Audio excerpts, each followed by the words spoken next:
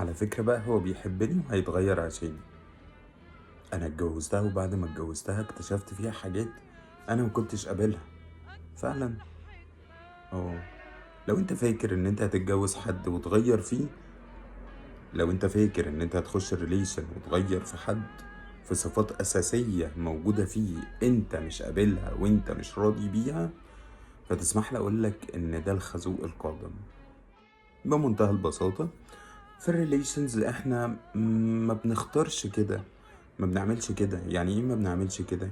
يعني حاجة انا عايز اغيرها في اللي قدامي واقول مع الوقت هتتغير و والله ده هيبقى كويس وهيبطل مش عارف ايه وهيعمل ايه، والله ده هتبقى كويسة ومش هتعلي صوتها، مش هتتضايق، مش هتتنرفز. مفيش الكلام ده. الدنيا عرض وطلب، فانت طالب ايه ومعروض عليك ايه.